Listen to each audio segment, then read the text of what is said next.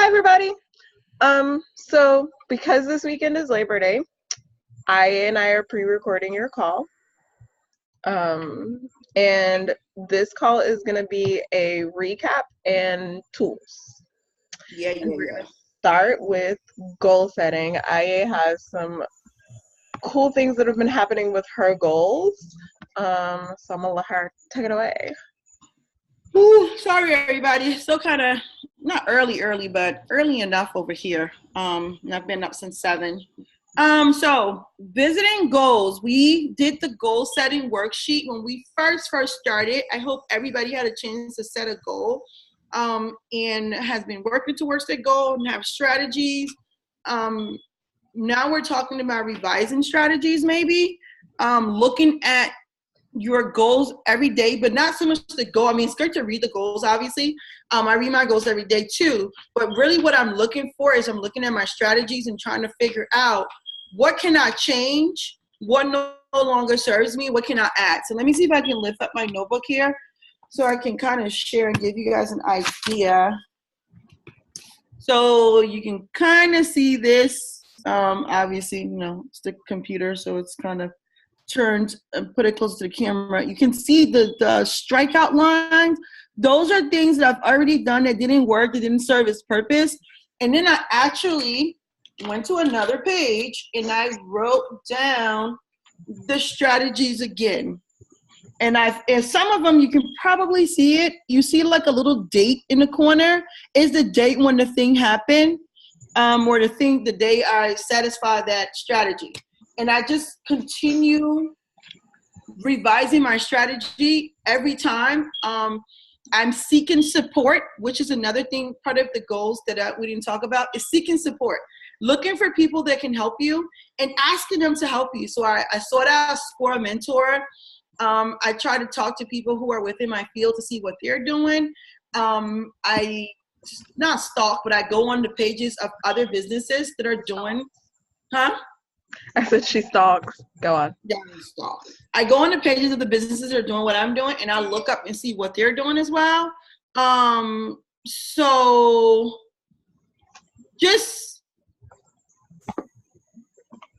that type of thing, and go from there.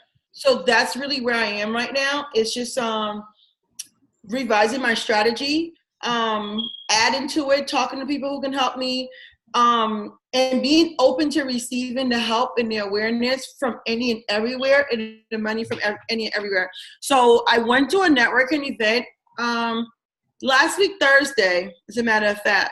I was invited by somebody I met at another networking event. And I went and I was introduced to a group of business people that do a very specific kind of networking. But long story short, I ended up booking a client for my business. So that was a win for me. So definitely, hey, happy for my win. But it led me back to my list, and I was able to cross out something on my list that I now know, not cross it off, but star it that I know works, right? So networking is working for me because I'm working my network now.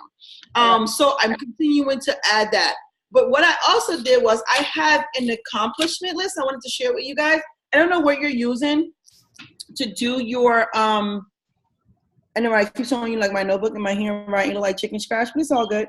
Yeah. But so this is my accomplishment list, and I add to it. I started on the 23rd of August, and I'm going to be adding to it. So I'm dedicating 5 to 6 pages back and front to my accomplishment list, because I plan on accomplishing that and more. And what I do, I just write down. So like one of the things was connected with new connections, booked a new catering client, partnership with an Airbnb host. So I'm just writing down all of the things that I'm accomplishing on my list, and I'm going from there. So I would suggest you do an accomplishment list. It could be a list. It could be a tick mark. It could be something you put on your wall. It could be something you keep on your phone, in your notebook, on your computer, on a YouTube private channel. It doesn't matter where you keep it at. Just keep it somewhere that you can add to it regularly. So that's what revisiting the goals and the strategies is about. Because really, what good is a goal if you don't have a strategy to achieve it? It's just a dream. There's nothing wrong with dreams, but we want to be able to manifest those dreams. And part of doing that is doing the actual work. You can't ask for something and then you don't want to do the work to get the thing that you asked for. So that's the Um, cool part. I don't know if we the, gonna have something else to add. the accomplishments, tracking those accomplishments are really important because we start to feel like it's not working because we haven't gotten to the end results yet. But when you track the accomplishments, you can see the progress that you're making and you can see Yeah. that some things are working. Yeah. So that's really awesome. Yeah. So that's the goals part. The next one was There's more. second part of the Seeking goals. support. And we wanted to remind people, which I should have done in the beginning, to find an accountability partner if That's what it was. you Yeah. can. Aya is my accountability partner, sort of. She just Yeah. harasses me, and I harass her, and it works out for us. Yeah. But if you need an accountability partner and you don't have one or you don't find one in the group, let me know. I'll be your person for the Yeah. rest of this 7 weeks. Anyway, Yeah. can't promise anything after that. Yeah, I would really, really, really suggest the accountability part because it is so very important because you can't go at it alone. Because sometimes you're not motivated to do it, or you don't see it, and it makes it difficult and all these different pieces. So if you find somebody that you can call, you can talk to, you can share with, and you don't have to share with them your specific goal, but you can share with them what you're doing, and let them help you. Okay, so that's the whole thing. So yeah. The Catherine Ponder thing. So this book is awesome, The Dynamic Laws of Prosperity by Catherine Ponder. And as we were preparing for this call, I found a thing and I want to read it. Maybe I'll read it. Maybe I won't read it because I can't find it right now. But I will type it out in the group because it was super impactful when I read it. So it's about this group of business people that met every week, and they set their goals for 6 months out. So we set our goals for 7 weeks out. They read their goals. Well, they set their goals and then they broke it down into steps, like IA said. And then they would, when they met every week, they would read this paragraph that sort of primes their system to receive their goal. It's kind of a prayer, and it starts out with I am the rich child of a loving father, and you can replace the words that don't work for you with whatever words that work for you. If you're like, I am the rich child of Lakshmi, that's okay too. If you want to be a rich child of the universe, is not going to change this. If you want to be one of the things that Catherine Ponder says is, I am a child of fortune. The words don't matter. The energy underneath the words matter. As long as you know that you are connected to the thread of everything that's running through the cosmos and you are one with that and it is on your side, that's all you need to know. What you call it is up to you. You can be a rich god of the giant cucumber in the sky, because that's what my son told me God was when he was 3. That's funny. As long as you got something that works for you, then work it. But I'll type out the entire thing and I'll put it in the group. But they would start their meeting every week with that. And they were also instructed to spend at least 15 minutes a day pouring your verbal prayers and blessings over your listed desires or over your goal that you set. And daily to work on your list, revising, changing, and expanding them like IA just talked about. And they got phenomenal results, of course, or it wouldn't have made it in the book. But it really works, though. I think at the end of the day, prosperity is not really a secret or some far-fetched dream that you don't think you're going to achieve. Prosperity is a series of steps and strategies that you do consistently and you believe in that will give you results. It's literally that simple. We make it difficult, but it's literally that simple. So Absolutely. And then the forgiveness and decluttering piece. I am decluttering like a pregnant person about to give birth. This happens to me periodically when something awesome is about to happen in my life. I'll let y'all know what that awesome thing is when it gets here. I don't Yeah. really know. Um, but like right now, there is a bag of clothes in my car that's going into one of the dumpster. Um, we have donation dumpsters around the city. It's for just clothes. They're going in there. So I pull things out of the dryer. I throw them in this bag. I leave the bag in my car. When the bag gets full, I put it in the donation dumpster, like an ongoing decluttering experience. Because my children will wear too small clothes. My boys will go to school with a crop top on because they just insist on, I could still fit this shirt, Mom. No, really. Yeah. Alice is the same way. So I find myself throwing away some stuff that is just old and it's just no one should wear. Or Girl. there's, wear around the house stuff, obviously, but some things just need to just go. Right. Because Lucas will wear it out of the house. But that really works wonders. It's super amazing. I've had a lot of opportunities to forgive since we started this adventure. I feel like I've talked about this, but it's because I've talked about this on another call that I do. Lately, an experience that I'm having with my daughter has caused me to need to forgive other people some more that I thought I had forgiven. Like, oh, I'm done with that person. I don't need to forgive them no more. Yeah, actually. Be right back. Keep Okay. talking. Yeah, actually, no, I still need to forgive that person. And I need to forgive me. So there has been a lot of feeling my feelings. So we don't talk a lot about actually feeling our feelings. The scripture, the truth shall set you free, is coming to mind right now. But if we don't tell the truth, then we can't really forgive. We can ignore the person and push them out of our awareness. We can do the out of sight, out of mind thing. We can just pretend it hasn't happened, or like it's not affecting us anymore because we don't have to deal with that person or that experience anymore. But if we haven't felt those feelings and processed those emotions, then there's still things in there. There's still anger in there. There's still hurt in there. There's still disappointment in there. And until we truly allow ourselves to feel those feelings, we can't really forgive and we can't really move on. Last week, I had an experience where I was mad and I let myself be mad.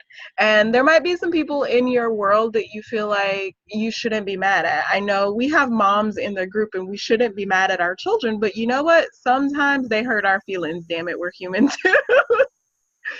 So I let myself be mad at what my daughter wanted and how she felt and what I judged about that.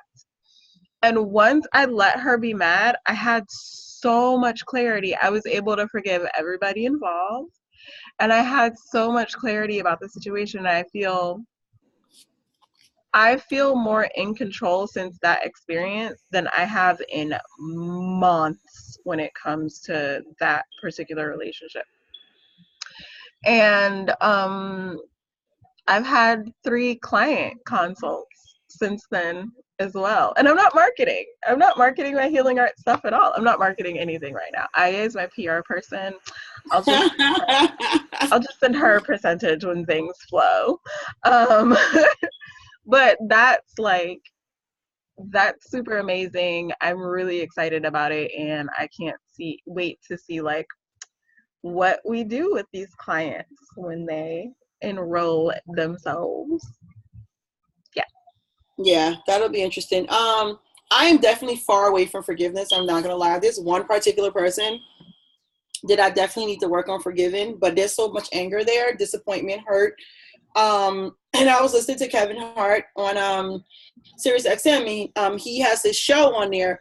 Matter of fact, the channel was now his. But anyway, they have some real conversations, which is wild. It's it's jokes and stuff, but there's some real jewels in between there. And intermittently he talks about his ex-wife Tori and his current wife. It's funny, I know his ex-wife name more than I know the current wife name. But anyway, and he talked about how he wasn't talking about forgiveness, but he was talking about this from a man perspective, and it gave me better perspective on the situation that I have going on with this person. But he talked about how the feelings still are there from when the situation ended, and how, as a man, he didn't see how what happened. He felt like, okay, yeah, I moved on, and you should move on too. But he didn't see, obviously he's not going to admit on the radio that he cheated on his ex-wife or his current wife. And that's the reason why they don't like each other. But he made a comment like, they'll see each other and they'll be like, like, that's how they communicate. They barely talk. And then when they say hi, it's very dry. And he's thinking, okay, well, I've moved on, and this is my current wife, this is my ex-wife, like, whatever. But he finally acknowledged that there's emotions and there's feelings there that person feel disrespected. And I realized with this particular person is my hurt and anger with it is because I try to be really clear about my feelings towards people and with people.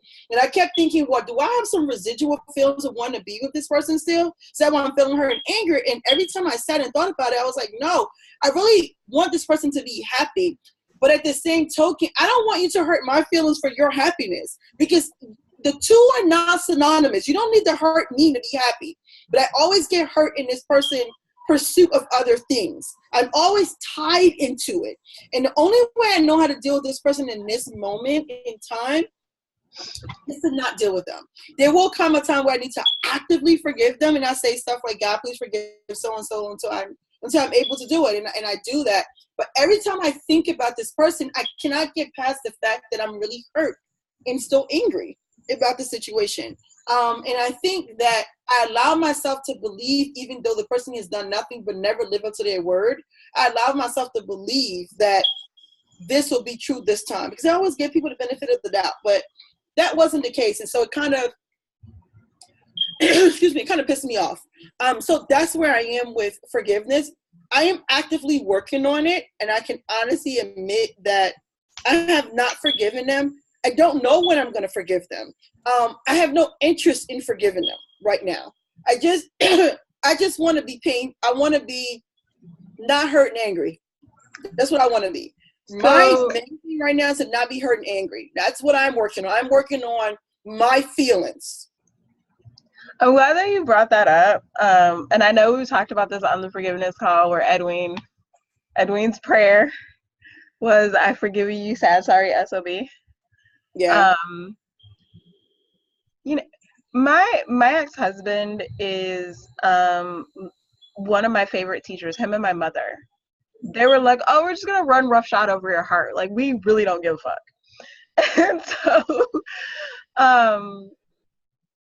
I had to forgive both of them for a lot of things. But when it came to forgiving him, like, I had to just, and I'm still working on this, people. That's the catch, right? I still have to just let go. And my prayer with forgiving him is I am so willing to forgive you for not being the father that our children deserve, that I desired and they deserve.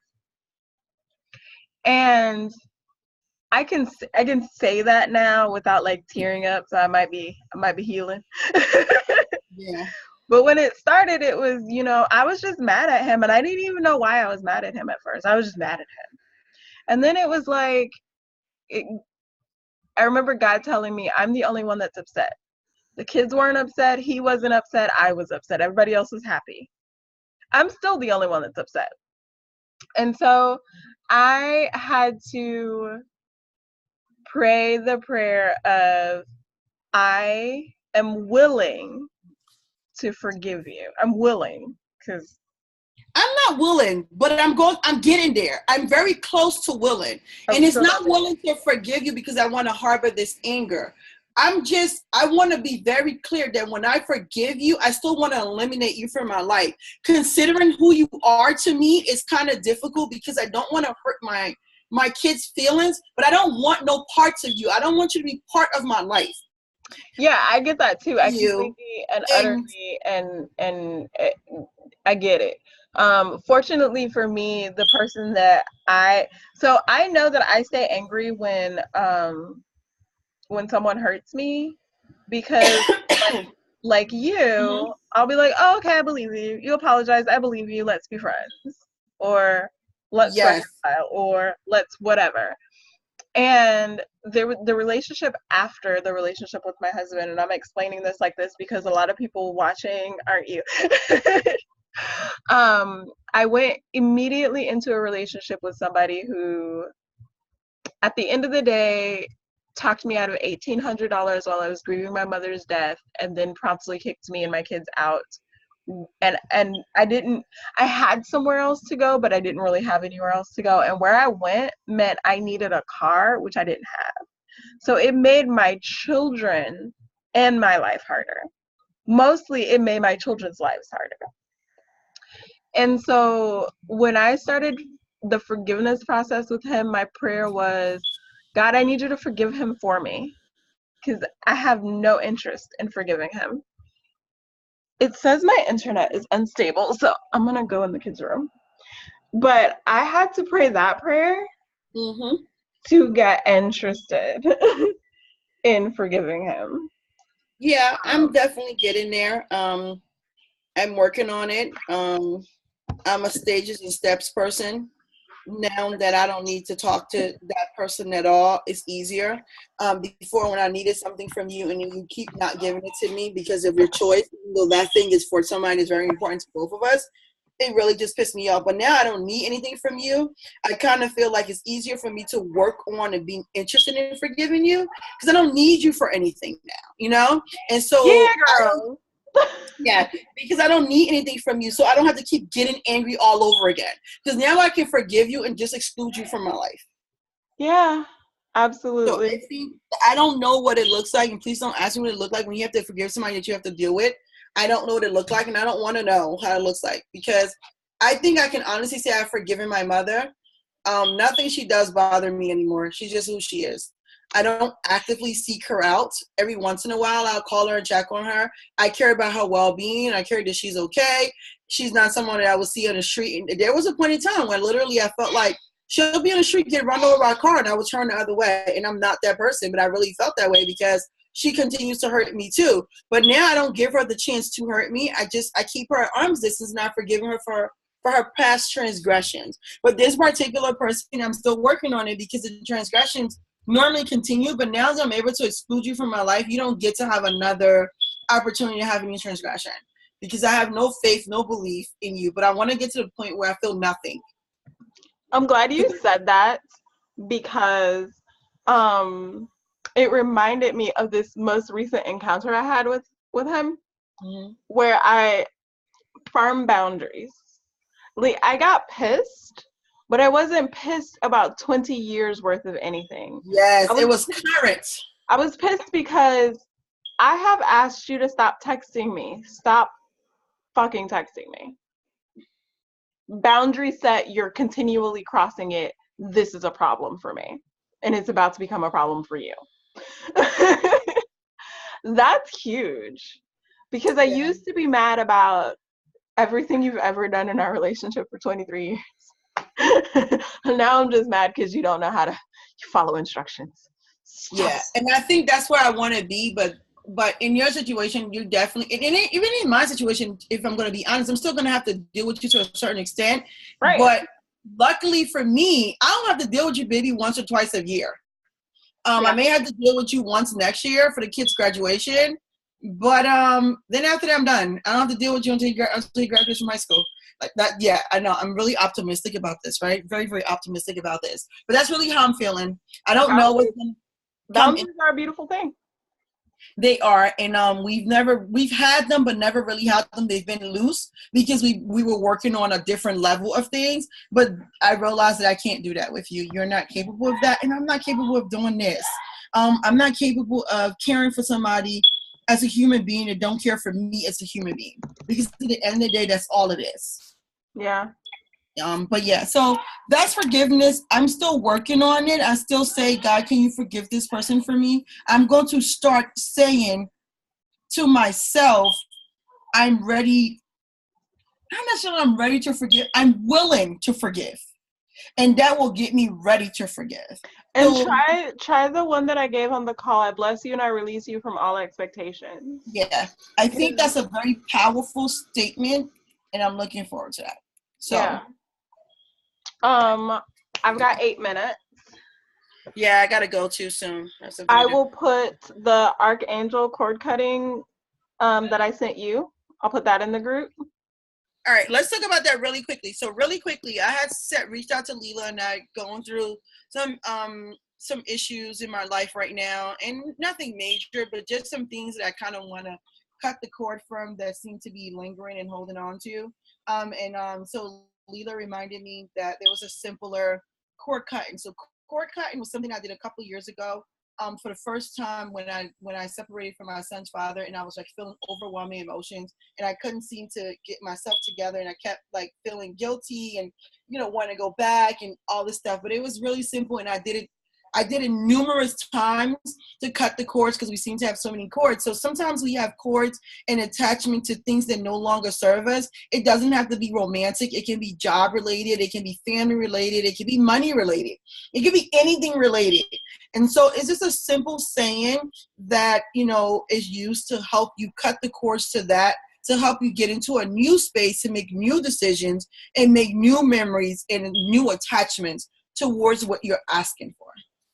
So, and I'll put it in the group. Real fast, we are energetic beings. And so when you interact with people, even if it's as superficial as having a experience with somebody in the grocery store, you energetically connect with them. So when you have sex with a person, when you share space with a person, when you